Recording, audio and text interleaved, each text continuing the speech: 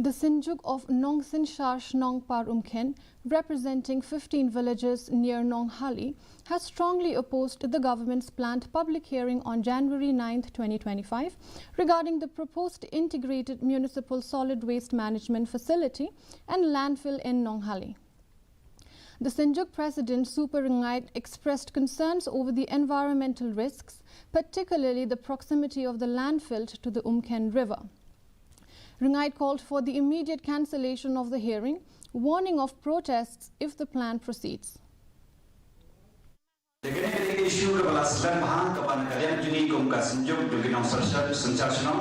Umkhen di bay Shnong harap jong gani kawa Umkhen nila persya nado kabasang baga sokar karawan ban survey gani kajaka nado beningkit baga sokar kadang jitu ban bu gani landfill lapor Nonghali agak juni kum ka Synjuk nila perpawa gani persya dai tang da genten harengla herak city hagiba bun ki tanah sokar nila ai lembaki nomikma hagini ki lightly district nila aisha ki DC jong gani ki lightly district nila aisha ka KHDC, DC, but Kantam Minister in charge, Joganegatan Urban.